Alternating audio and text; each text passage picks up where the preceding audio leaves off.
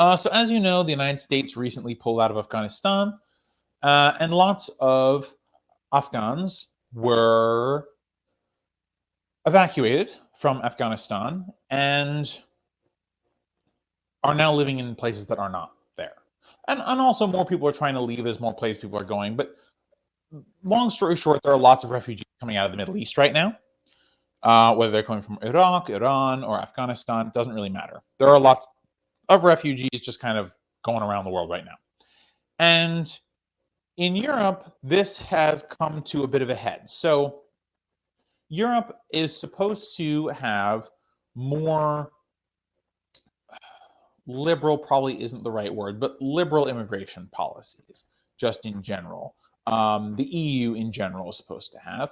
And this has been kind of pressed a little bit at entry points to Europe. So Europe is actually having a number of different refugee crises, but the one that I'm going to focus the most time on is the one on the Belarus-Poland border. But I do want to touch on the other ones because I do think they're important. So there are dinghies, little boats that are being sent from Libya, Algeria, northern Africa to try and get to Italy and Greece to plead asylum in European courts, where they think they'll have a good case to leave. And by the way, the countries that a lot of these people are coming from are actually dangerous places. Libya, although it's having a presidential election, has no constitution. There are political leaders who essentially believe that they're ruling separate parts of this theoretically one country. Tunisia isn't doing great right now either. They're in Northern Africa is kind of a mess right now. By the way, this is America's fault. But also, the Middle East isn't doing so hot either, right? So people are trying to get out of there and into places where they think it's safer, specifically Europe. And so they're making this incredibly dangerous journey from North Africa to Europe over sea through the Mediterranean Sea. And by the way, even though it's surrounded by land, the Mediterranean Sea is actually very volatile. And it's very dangerous to make that journey if you're not in a proper ship.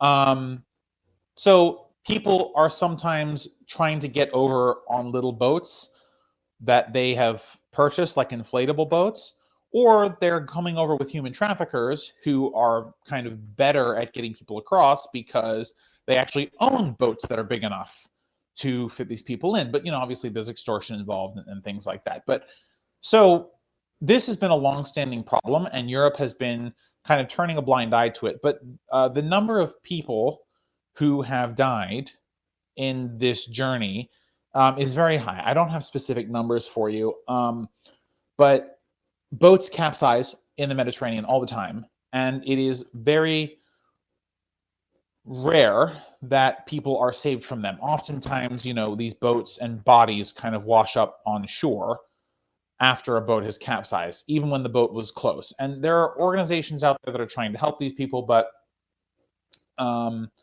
oftentimes there is intimidation by the various coast guards, Turkish, Greek, Italian, to get these people to go literally anywhere else because they don't want to deal with them as refugees when they come.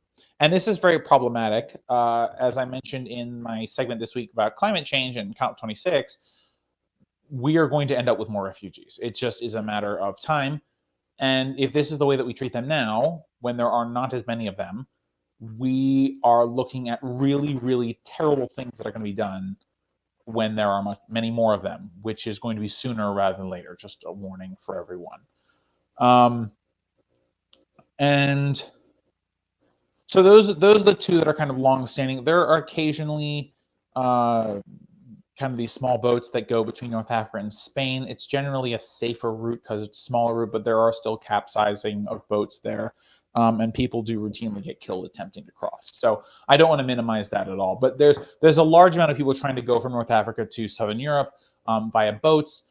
Oftentimes those boats are not sufficient for the journey, and people get killed. Boats capsize. It's very bad.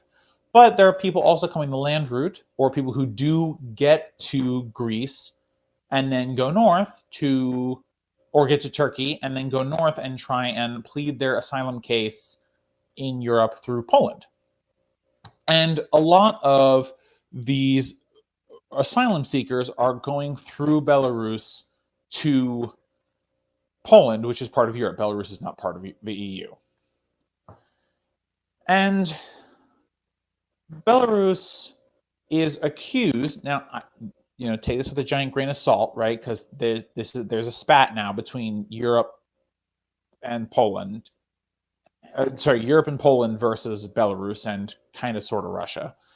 And essentially, the accusation towards the Belarusians is you are giving visas to these people who are coming into your country, and then you are very quickly shuttling them off to the Polish border, where they are meant to overwhelm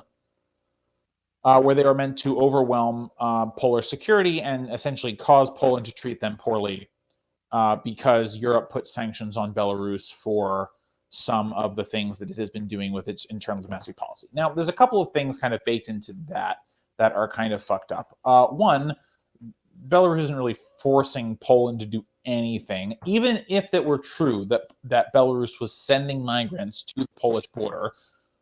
Nothing about that forces Poland to treat them like garbage, which is how they are being treated right now. And even if they were sending them over, who cares, right? Like, the only reason that would be a problem is if, one, you did not think they would resettle in other places, or two, if you were so xenophobic against immigrants of any kind that you did not want them living in Poland. And by the way, there's a lot of that going on. And Poland makes its case to the rest of Europe by saying, oh, well, we're defending European borders. Okay, but that's super bullshit too, right? I mean, essentially you're saying, hey, please support us because we are being so xenophobic that no one else will come into Europe. And by the way, we're the great bastion stopping all these terrible immigrants from coming in. I mean, that's the implication. Poland's not saying that, right? But they are saying, we're the bastion. We're protecting Europe's borders. From what, dude? What are you protecting the borders from? Tell me. What are you protecting the borders from? From immigrants? Dude, they're harmless. They want to live a better life. The thing that's interesting about Europe is that many of these countries grew up without huge amounts of immigration. They grew up kind of as national polities. And what I mean by that is polity is just another word for jurisdiction, which is an area in which laws apply. And national, and by national, I mean in this case, like with a distinct cultural identity, right? Distinct national identity. So, in Poland, there are Polacks, right? For example, right? And by the way, this is the same argument that you hear a lot when it comes to Jews, too, right? When Jews were migrating all over the world, this was the same argument that was kind of used. I was like, oh, well, the Jews are going to dilute our culture. Well, we're hearing pretty much the same basic argument from the European Union and Poland right now when it comes to the crisis at the Polish-Belarus border. And by the way, the things that are going on over there that the Polish government is doing. So essentially what's happening right now is that the Belarusians are saying, hey, you can't come back here. Like, you step foot off Belarusian soil, you can't come back here. And the Polish forces are saying, hey, we can't have you here. But they're treating it like a riot. I mean, I've seen videos from the border. There are military vehicles there. People are being sprayed with. It's really fucked up, man. Honestly, there is no good reason that Poland should just not be held secret. And look, if Poland is really worried about the number of immigrants, which I don't think they should be, there really are not that many immigrants there. And even if there were, it wouldn't matter, okay? But if they were really worried and they didn't want to be total assholes about it, they could say, okay, you can come in. However, we're going to encourage you to dissipate out to other countries in Europe. Now, again, this is still the wrong answer, okay? 100% Poland accept them, right? They should vet them to the extent they can. If they feel the need to surveil them for a little bit, not great, but like maybe that's the compromise, right?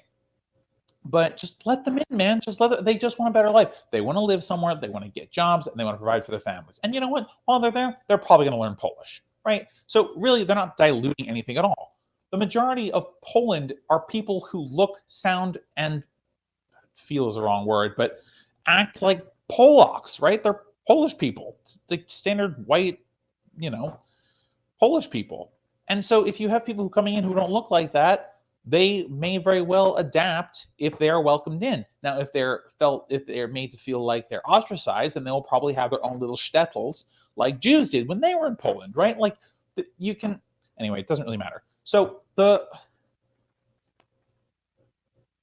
point of this is they're all going about this the wrong way. Belarus, for their part, says they are not actively doing this, that there's no retaliation. I kind of find that hard to believe, to be perfectly honest with you, but I'm pretty sure all sides in this are lying. Russia says it isn't supporting the Belarusians. The Belarusians say they're not sending refugees to Poland. You know, Poland's making a lot of accusations, throwing a lot of haymakers. So it's a really tragic story. It breaks my heart that we can't just accept these people in. They're refugees. They got nowhere else to go. And the fact that we're treating them like they got somewhere else to go is really just showing how terrible of people we are, right? If that's the way we're going to go about and do it, then, you know. And by the way, I know the right fearmongers a lot about open borders, and this will be the last point, I promise, but we already have open borders for capital. And it would not hurt so badly if there was open borders for people. Now, by the way, should there be vetting? Should people have their information, their documentation? Yeah, sure. You should know who you're letting in. That's fair. That's fine. I don't think there's anything wrong with that. But to say that they can't come in at all, period, no questions asked, because they're refugees or because they're from a particular place, is incredibly unfair, since oftentimes it is European and other white countries, traditionally white countries or colonizing countries, who have caused these problems in the first place. But also, like, what are you afraid of? And that's the thing too. Like, when you ask, like, why no immigrants? Oh well, you know, they're dangerous. Why? Why are they dangerous? Oh well, they're from Iraq, or they're from Syria, or they're from Afghanistan. How does that make them dangerous? I mean, you can, if you get into the heart of the problem, really, you're going to find xenophobia, racism, or classism there, right? Because that's where it's all based on. All this is just all this stuff about immigrants, about immigration. Like, it's all bullshit, man. Immigrants are not stealing your jobs. Immigrants are not making your way of life worse. If anything, immigrants are making the world we live in better. Think about America. I know I said that was the last point, but this is my really last point, I promise. Can you imagine how bland American food in America would be if we didn't have immigrants? Are you kidding me? Look, man, I'm Eastern European Jewish, right? We have potatoes and turnips and meat. Not a ton of spices coming in, okay? The amount of the different varieties of food that we get because of immigrants is just, it makes the world a better place. Why not share food and spices and all these positive things that come from immigrants? Like, what if that's what we focused on? Crazy fucking idea, I know. But anyway, so those are the crises, Europe's refugee crises. Just figured you should know that Europe is being the absolute worst right now, and they're being super hypocritical about immigrants and refugees. They say they talk a good game, but they really are not doing the things that they say they're going to do. Thanks for watching this video, guys. If you liked it, throw a like on it, share with your friends, and subscribe for more of our content. You can also find all of our videos and clips on youtube.com. Just search Let Them Eat Bread and you'll find all of our content. Alright guys, see you next time. Bye for now.